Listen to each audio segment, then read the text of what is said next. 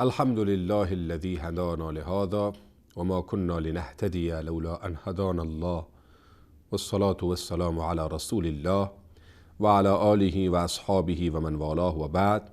أعوذ بالله من الشيطان الرجيم. وأما من خاف مقام ربه ونهى النفس عن الهوى فإن الجنة هي المأوى. صدق الله العظيم. السلام علیکم جمیعا و رحمت الله تعالی و برکاته. بیننده های گرامی، فرزانه و عزیز و نهایت قابل قدر این سلسله درس های بینش و بصیرت اسلامی، امیدوار هستم همه‌تان به خیر و صحت و سلامت بوده باشید. در جلسه حاضر در مورد غذاهای نفس صحبت داریم. ما در 2-3 جلسه گذشته و قبلی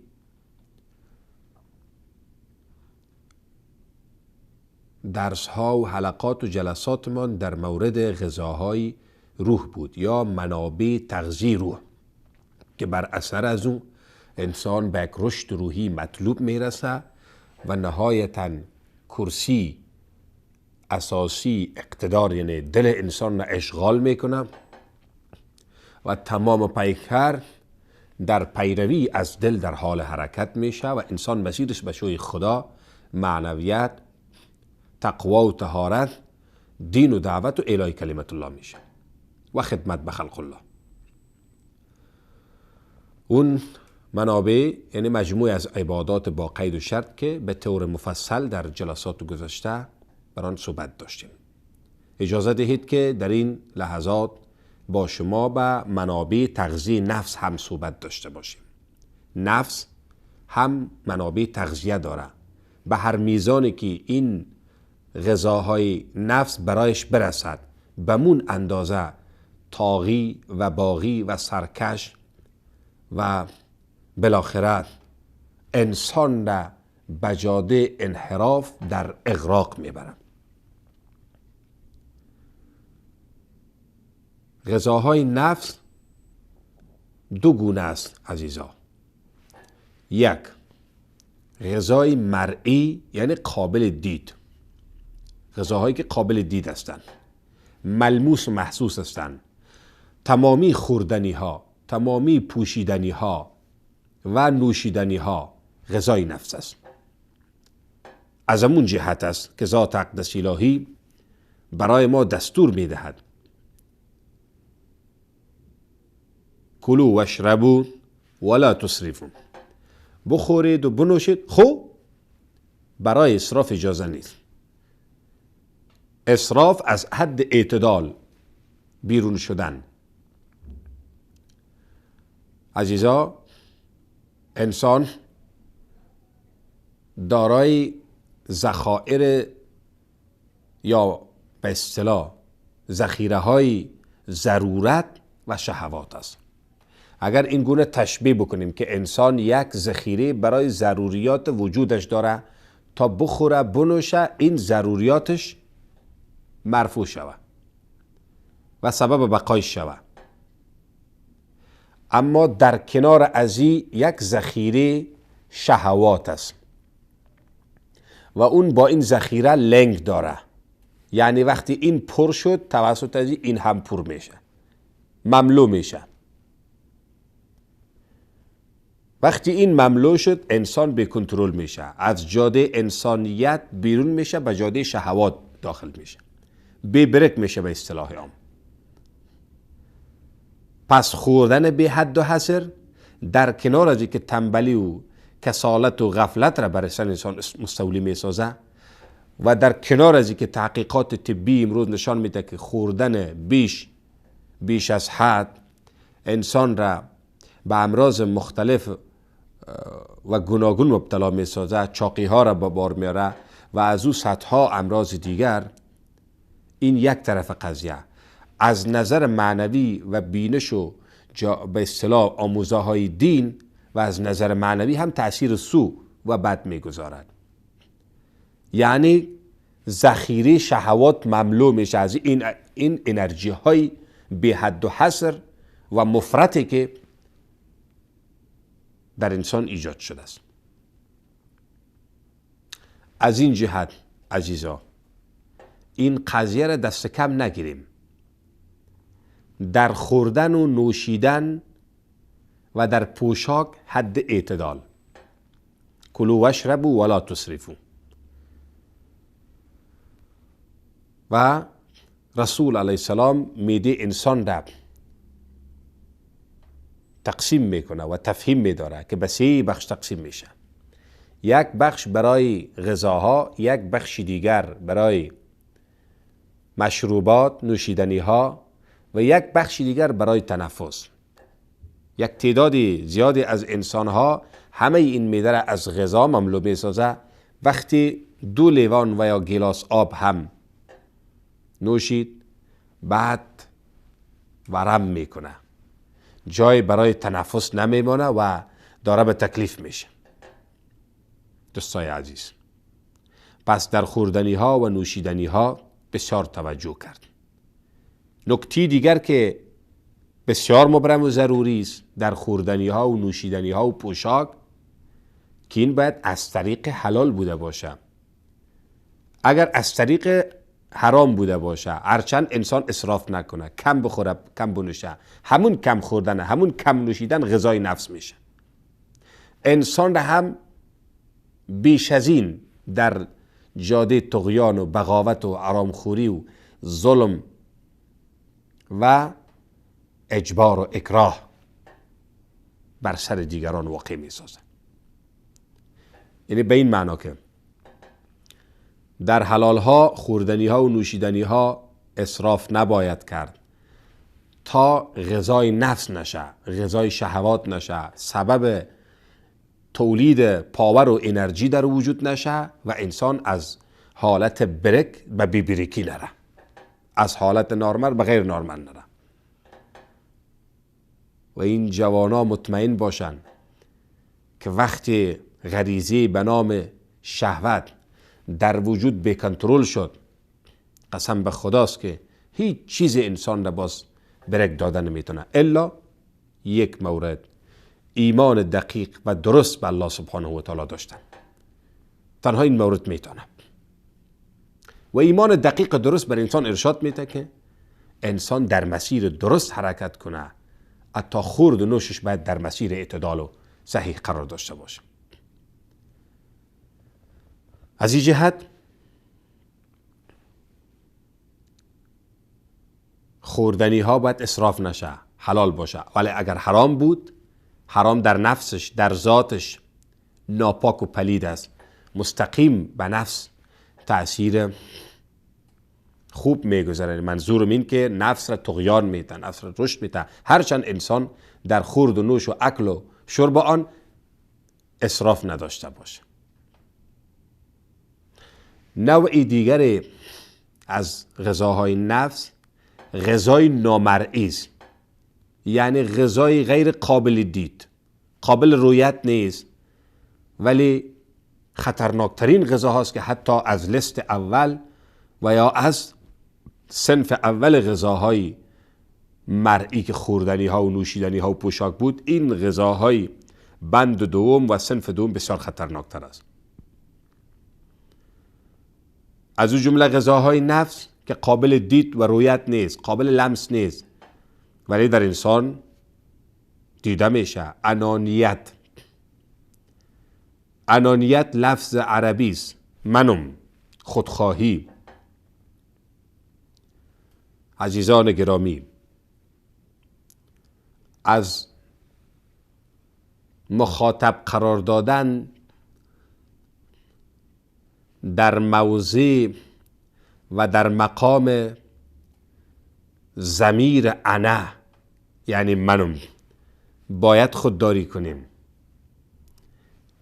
در این موقع خود را قرار دادن خود را به هلاکت مواجه ساختن است و هر کسی که در این جایگاه ضمیر انا خود را برابر کرده نهایتا هلاک، بربادی رانده شدن، بدبختی، خسر دنیا و الاخره، نصیب حالش شده است. شیطان گفت انا خیر من، اسجد لآدم، نه خیر، سجده نمیکنم. چرا؟ انا خیر من، انا گفت من بهترم از آدم. علت بهتری یا وجه بهتری؟ خلقتنی من نار و خلقته من طین، من از آتش آفریده شدم، انسان از خاک. آتش وقتی شعله‌ور میشه به طرف بالا زبانه میکشه، ولی خاک را بالا بندازین پایین میریزم. برن من بهتر هستم. قال، گفت رب العزت والجلال فاخرج منها فانک رجیم. تا به روز قیامت ملعون شد. اگر نه عابد بود، عالم بود، خوب میدانست، خوب عبادت میکرد، ولی ببینین که در ضمیر انا اینقدر خطرناک است. اگر فراموش نکرده باشید عزیزا، ما در جلسه گذشته گفتیم که یکی از منابع تغذیه روحی انسان عجز و تواضع، عاجزی در برابر خدا جل جلاله. خود را در مقام اسپرم باید ببینیم، در موضع اسپرم ببینیم، همون اسپرمی که در یک ایجیکلیشن، در یک دفع، در یک بیرون شدن، در یک انزال شدن میلیون ها اسپرم از صلب پدر بیرون میشه، در رحم مادر جاگزین میشه و از اون میلیون ها یک دانه آن توسط امر خدای بزرگ، اراده ذات اقدس الهی انتخاب میشه، در رحم مادر استقرار پیدا میکنه و اون در خدای بزرگ رشد میده. هو الذی خلقکم من تراب ثم من نطفه ثم من علقه ثم من مضغه مخلقه و غیر مخلقه. در جای دیگه میگه ثم نخرجکم طفلا ثم لتبلغوا اشدکم ثم لتكونوا شیوخا و منکم من یتوفى من قبل ولتبلغوا اجلا مسمى ولعلکم تعقلون. انسان خود را در موضع اسپرم باید ببینه، در موضع و مقام نطفه، ولی برعکس انانیت خود را در مقام بزرگی دیدن. بزرگ کی است؟ العظیم، ذات اقدس الهی. الجبار کیست؟ ذات اقدس الهی. المتکبر کیست؟ ذات اقدس الهی. به او خاطر انانیت خیلی خطرناک است. همین شکل ما میبینیم در طول تاریخ انسانهایی که در موضع انا خود را قرار دادن، اینا به سوی هلاکت رفتن. نمرود گفت انا احیی و امید، نتیجه تباهی ابدی و دائمی، خسر دنیا و الاخره. فرعون گفت انا ربکم الاعلی، نتیجه تباهی و هلاکت، موجهای آبرود نیل غرقش میسازه. سکندر مقدونی میگه انا به طرف جهانگشایی و کشورگشایی میه. در افغانستان، در منطقه نورستان و لغمان، مورخین میگن که پشه ملاریا میگزشه، 12 شبانه روز تب میکنه، بعد از او از بین میره، هلاک میشه. این روس کاغذی که دیروز بر سر ملت مسلمان مستضعف، مظلوم و بیچاره افغانستان عزیز حمله کرد و گفت انا مستم، به دنیا گفت مستم، خدا پوزش را به زمین زد. فراموش نباید کرد استکبار جهانی را هم منتظر باشید، تواقیت زمان را هم منتظر باشید که نتایج فروپاشیشان بدتر از سکندر و روس و نمرود صفتها خواد بوده باشه ان شاء الله العزیز. از این خاطر عزیزا، این زورگویی ها، این مظالم، این خودخواهی ها، این خودکامگی ها، این تحقیر کردن دیگرها، این پایمال کردن خلق الله، اینا همه‌اش از انانیت برمیخیزه و انانیت غذای بزرگ نفس است. به هر میزانی که انسان خودمحور خودخواه باشه، نفس طغیان میکنه، نفس قوت میگیره. از جمله غذاهای نفس یکی هم تکبر است. تکبر خود را بزرگ دیدن. اجازه دهید که تکبر را از زبان مطهر رسول اکرم صلوات الله و سلام علیه با شما تعریف داریم. قال رسول الله صلی الله علیه و سلم: الکبر بطر الحق و غمط الناس. کبر اغماس کردن، نپذیرفتن، اعراض کردن، پشت کردن به سوی حقایق یا حقیقت ها. حقایق را نپذیرفتن، دلائل گفتن در برابر حقیقت ها، فلسفه گفتن در برابر حقیقت ها، راه گریز پیدا کردن در از این که حقیقت را قبول کنیم. این تکبر است. انسانی که متکبر نیست، امی حقیقت به گوش رسید میگه آمنا و سلمنا. موضعش چی است؟ سمعنا و اطعنا غفرانک ربنا و الیک المصیر. و غمط الناس، تکبر تحقیر کردن دیگران، تحقیر شمردن خلق الله و انسان ها. این تکبر است. پس تکبر یکی از غذاهای نفس است. خداوند بزرگ حفظمان کند. حرص بیجا، یکی حرص بجا داریم، یکی حرص بیجا و نادرست.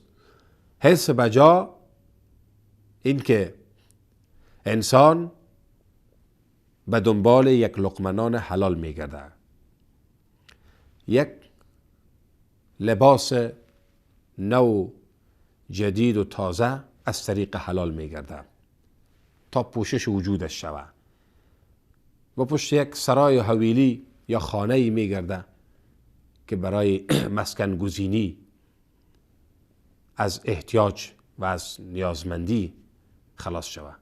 اینها حرص بجا است از طریق حلال و مشروع. اما حرص بیجا چیست؟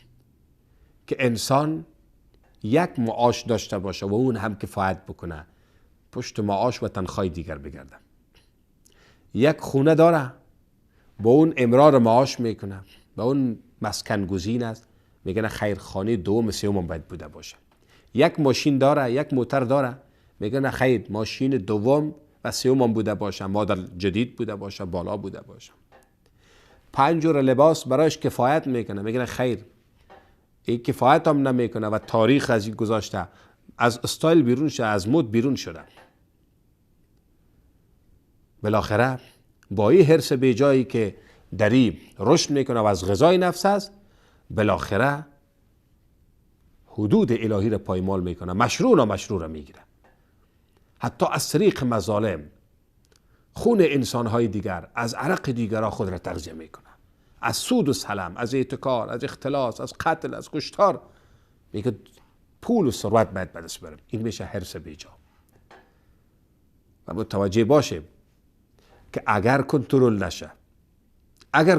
نشه این حرص بیجا انسان را به تباهی و بدبختی ابدی سوق میده.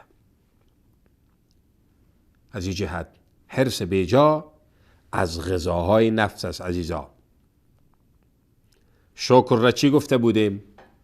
قانع بودن و راضی بودن به آنچه خدا نصیب گردانیده، رنج نبردن از مواردی که نصیب نشده است. این شکر است، نه اینکه حرص بیجا.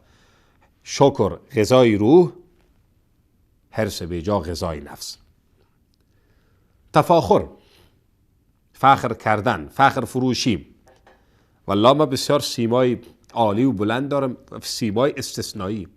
سیما و صورت من در میان همه انسان ها، همه جوان ها، همه اون کسانی که در محیط ما زیست دارن، سیمای من استثنایی است. چشمان خوب دارم، سیمای خوب دارم، قامت بلند دارم. و این تفاخر کردن، لباس های زیبا و جدید را پوشیدن و با اون تفاخر کردن،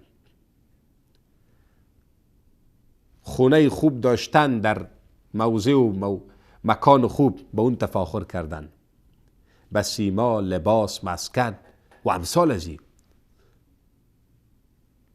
اما این که انسان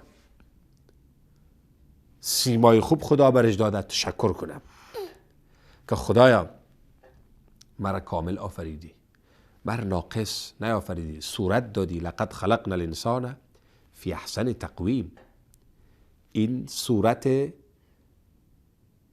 نیست که من خودم خریداری کرده باشم، خدای تو عطا کرده ای. لباس های جدید انسان بپوشه، مشکلی نداره، اشکالی نیست. خدا خوشش میه آثار نعمتش را در وجود بندش ببینه، ولی تکبر و تفاخر خوش خدا نمیه. مسکن خوب است، ولی باعث تفاخر و تکبر نشه. پس تفاخر و فخر فروشی به سیما و لباس و مسکن و امثال از این هم غذای نفس است. و همچنان حسادت و بخل. حسادت تمنای زوال نعمت در برادر را حسد گویند. مفهوم ساده و سلیس در زبان دری فارسی. تمنای زوال نعمت در برادر و یا خواهر را حسد گویند. خدای منعم به کس انعام کرده، چی مادی از قبیل ثروت و دولت، جوانی و امثال ازی، و چی معنوی، علم و تقوا و طهارت و دانش و قلم و امثال ازی. حسد چیز؟ خدای ازی بگی به ما بده، این چه کار است؟ این لیاقت زیر نداره. این حسد است. و حسد بسیار خطرناک است. روزی پیغمبر ما صلی الله علیه وسلم نشسته است در یک جمع. برای این جمع میگه کسی در جمعتان میپیوندانه که اون بهشتی است. اون شخص میپیونده، جلسه ختم میشه. یکی از اصحاب دیگر که اجالتا نامش فراموشم شده است میره و در بیت و خانه این صحابی قصداً خود را به بهانه میمان میکنه. یک شب، 2 شب، 3 شب میخواه این را تعقیب بکنه چی خاصیت و خصلت و شاخص هایی را داره که رسول علیه السلام مژده و بشارت بهشت را در حق از اونها اعلام فرمود. وقتی 2-3 شب میگذره میبینه هیچ چیزی نیست، حتی تهجد هم نیست. فرائض روزانه یومیه، مبارزات، دعوت و امثال ازی، اونم فرائضی که در شب و روزی بر سر انسان مکلف است. اون هم صحابه دیگه الحمدلله ایثارگر و فداکار و خستگی ناپذیر در راه خدا حرکت میکردن. در روز سوم پرسید، گفت عزیزم، برادرم، دین روز اینطور واقع شد، شما انوس در مجلس ما نپیوسته بودین، پیغمبر در حق شما این چونین بشارت داد. چی کار دارین؟ چه عمل دارین که خدا شما را بهشتی ساخته؟ گفت والله ما هم نمیفهمم. هذا من فضل ربی، این از فضل پروردگار من است. اما یک گپ است، وقتی من در بستر خواب میروم در دلم با هیچ کسی هیچ چیز نمی داشته باشم. یعنی معنای حقد و حسادت و بدبینی، تیره‌بینی و کدرانیت نمی باشه. ممکن که این نکته هم در اینجا برجسته بوده باشه. علما میگن که همین نکته سبب استحقاق بهشتش شده بود، مستحق بودن بهشت. بخل مرض بسیار خطرناک است. امساک و خودداری. خدا علمت داده به دیگران نمیخوای برسونی، ثروت داده صدقه و سخاوت نداری، مهارت داری فن و تکنیک را میفهمی به کس نشان نمیدی، شهرت خوب داری از شهرت نیکت به نفع مردم استفاده نمیکنی، صلاحیت داری از استفاده. این همهش آثار بخل است، علائم بخل است. حسادت و بخل از غذاهای نفس خبر باشیم. و نهایتاً سیالداری ها، همچشمی ها، رقابت های ناسالم، سیالداری ها و همچشمی ها و رقابت های ناسالمی که شما امروز میبینین و به شکل مفرط و بی حد و حصرش در جامعه اسلامی جریان داره، این از غذاهای نفس است عزیزان. حتی کارهای دینی مان را بر مبنای همچشمی ها و سیالداری ها در آوردیم. خیلی خطرناک است. پس دوستای عزیز، این از نمونه های غذاهای نفس، البته غذاهای نامرئی نفس بوده. خیلی هم خطرناک است. اگر در این مورد توجه نکنیم، این غذاها را بند نسازیم، نفس را تضعیف نکنیم، مطمئن باشیم که با گذشت روز نفس داره حالت بعدش بدتر میشه و بدترشان بدترین میشه. این تمام مظالم مفاسدی که از فرد به فرد صورت میگیره، از اجتماع به اجتماع دیگر و بالاخره استعمار و اشغال، همهش ناشی از پیروی نفس است. یکی از دانشمندان در یک از تألیفاتش عنوان میگذارد: تلاش های شرق و غرب ناشی از پیروی نفس.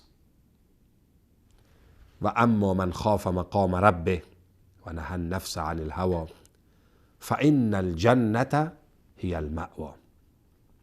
هر کی واقعا از مقام عالی ذات اقدس الهی، از مقام رب حقیقیش و رب عظیمش و رب جلیلش و رب ذوالجلالش ترسید و نهى النفس عن الهوى و از خواهشات و آرزوها و امیال لجام گسیختی نفس خودداری کرد، فإن الجنة هي المأوى، جایگاهش بهشت خدا جل جلاله است. امیدوار هستیم عزیزا با این سلسله از صحبت ها به نفس شناسی ما افزوده باشه و سبب